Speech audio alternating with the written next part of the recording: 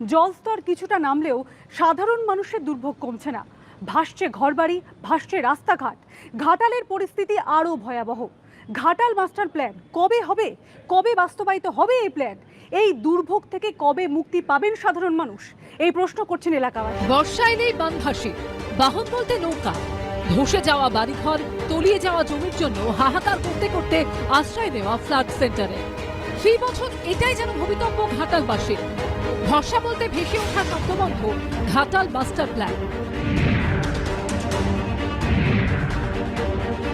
ঘাটালের বন্যা পরিস্থিতি এবারও ভয়াবহ হয়ে উঠেছে।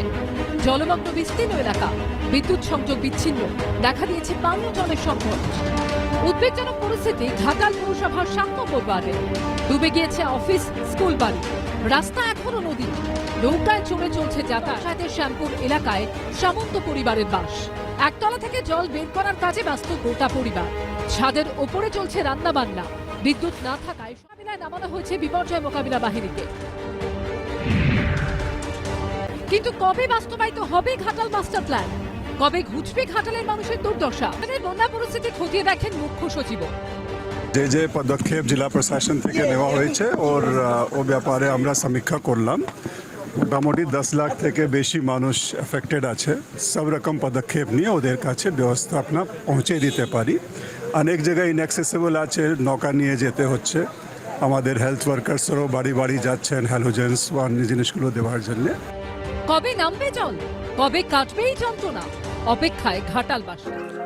আপনারা সবাই নিশ্চয়ই ভিডিওটা ভালো করে দেখেছেন যে ঘাটালে কিভাবে বন্যা পরিস্থিতি সৃষ্টি হয়েছে এবং বন্যায় মানুষ কত অসুবিধার মধ্যে পড়েছে।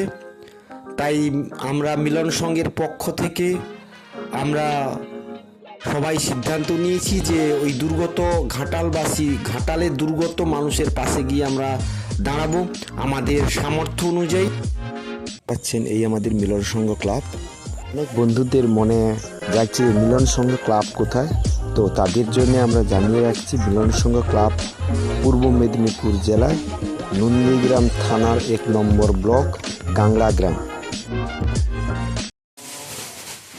আপনারা দেখতেই পাচ্ছেন আমাদের ক্লাবের মধ্যে ত্রাণ সামগ্রী প্যাকেজিংয়ের কাজ চলছে। আমরা কাল ঠিক সকাল 5টার সময় রওনা হব। সবাইকে ধন্যবাদ ভিডিওটা মনোযোগ দিয়ে দেখার জন্য।